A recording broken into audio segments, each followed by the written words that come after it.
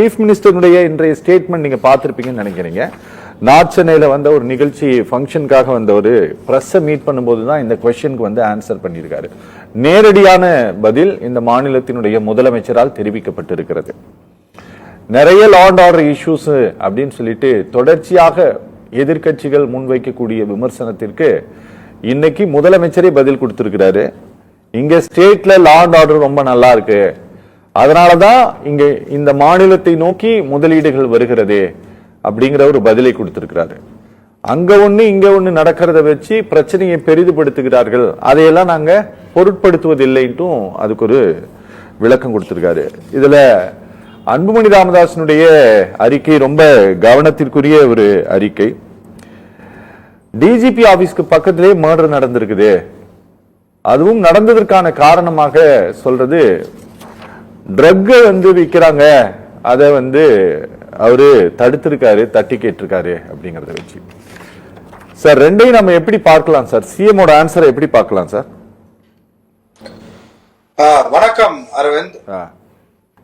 நீங்க தமிழ்நாட்டுல சட்டம் ஒழுங்கு அப்படின்னு எடுத்துக்கிட்டீங்கன்னா த்ரூ தமிழ்நாடு ஒரு போலீஸ் கண்ட்ரோல், தமிழ்நாடு காவல்துறை, அது மாநில கூடுதல் டிஜிபி சட்டம் ஒழுங்கு, அந்தந்த மாவட்டத்தில் இருக்க எஸ்பி, ஜோன் ஐஜிஸ், டிஐஜிஸ், அது ஒரு சிட்டிஸ் எடுத்தீங்கன்னா சென்னை சிட்டி ஒரு கமிஷனரேட், தாம்பரம் சிட்டி ஒரு கமிஷனரேட், ஆவடி ஒரு கமிஷனரேட், அந்த மாதிரி ஒரு ஒரு கமிஷனரேட். சோ நீங்க பாத்தீங்கன்னா இந்த சென்னை சிட்டிக்கு உள்ள நிறைய சம்பவங்கள் நடக்குது. அதை வந்து அவரு சொல்லிருக்க வாய்ப்பு இல்லை, ஏன்னா அது வந்து இட் இஸ் டோட்டலி தமிழ்நாடு காவல்துறையில் தான் வருது.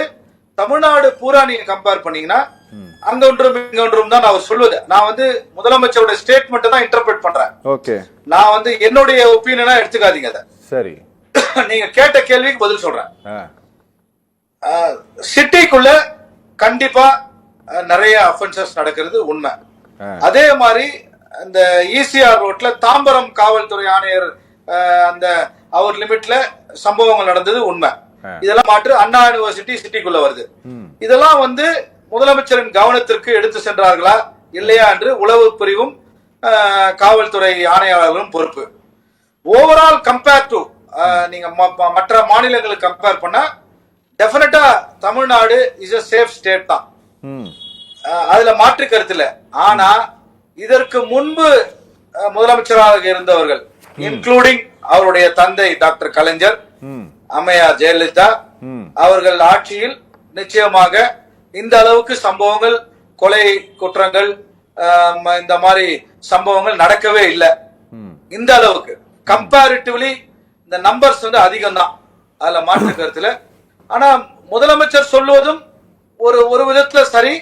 ஆனா சட்டம் ஒழுங்கு வந்து குறிப்பிட்ட சில ஏரியா, சில பாக்கெட்ஸ் ஆஃப் தி ஸ்டேட்ல மிகவும் கவலைக்கிடமாக இருப்பதும் உண்மை, அதுல மாற்று கருத்து இல்ல. நாம் வந்து அதை அப்படிதான் பார்க்கணும். நீங்க வந்து இதுல வந்து நிறைய, அதாவது இதுக்கு முன்பு வந்து காவல்துறையில அரசியல் இல்ல, காவல்துறை ஒரு டிசிப்ளின் போர்ஸ். ஆனா இப்ப காவல்துறை அதிகாரிகள் ஒரு ஏரியால அவங்கவுங்க தாண்டோண்டித்தனமா செயல்படுவதை நாம் பார்க்கிறோம். இதற்கு முன்பு ஈவன் கலைஞர் ஆட்சியில் கூட இந்த மாதிரி நடக்கல. ஒரு நீங்க சோசியல் மீடியாவோட இன்ஃப்ளூயன்ஸ் போலீஸ் ஆபீசர்ஸ் வந்து அது வந்து இம்பாக்ட் பண்ணக்கூடாது. ஆனா ஐபிஎஸ் அதிகாரிகள் மற்றும் ஆய்வாளர்கள் வந்து டைரக்டா சோசியல் மீடியால போஸ்ட் போடுறது, படம் போடுறது, நாங்க இதை பண்றோம், அது சினிமா மாதிரி, சினிமா போலீஸ் மாதிரி மாறிவிட்டது. இதெல்லாம் வந்து முதலமைச்சர் நாலேஜுக்கு போனோம், இதெல்லாம் கண்டிக்கணும். பிகாஸ் நீங்க வந்து போலீஸ் வந்து இட்ஸ் a disciplined force. அங்க வந்து ஆல் இந்தியா சர்வீஸ் ரூல்ல இது வந்து கவர் ஆகுது. தவறுகள் அவர் வந்து பொலிட்டிக்கல் நியூட்ரலிட்டியை மெயின்டைன் பண்ணுவது காவல்துறையினுடைய கடமை. எந்த ஆட்சி இருந்தாலும் அவர்கள் ஒரு அரசியல் கட்சி சார்ந்து அவங்க செயல்படுறது, அரசின் கீழ் அவர்கள் சம்பளம் வாங்குகிறார்கள், அதுல மாற்று கருத்து இல்ல. ஆனா காவல்துறையினர் ஒரு நியூட்ரலிட்டியோட ஒர்க் பண்ணும், அதான் ஆல் இந்தியா சர்வீஸ் ரூல் சொல்லுது. இதெல்லாம் மீறப்படுகின்றது. இந்த கடந்த 3.5 ஆண்டு காலத்துல நீங்க பாத்தீங்கன்னா காவல்துறை அதிகாரிகள், even IPS officers have crossed the Lakshmana ரேகை அதை தாண்டிதான் அவர்கள் செயல்படுகிறார்கள். ஓகே. இதற்கெல்லாம் காரணம் போர்ட்போலியோ ஹோல்ட் பண்றது தமிழ்நாட்டின் முதலமைச்சர். Okay okay. இதெல்லாம் அவர் நாலேஜுக்கு போதான்லாம் எனக்கு தெரியாது.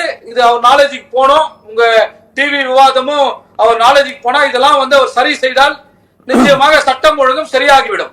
ஓகே. ஆனால் சட்டம் ஒழுங்கு கேள்விக்குறியாக இருப்பதும் அது உண்மைதான். ஆனா சொல்ற அளவுக்கு பூதாகரமாக பேசுற அளவுக்கு இல்ல. சம்பவங்கள் நடந்து கொண்டிருக்கிறது, கொலை கொள்ளை எல்லாம் நடந்து கொண்டிருக்கிறது உண்மை. Okay okay.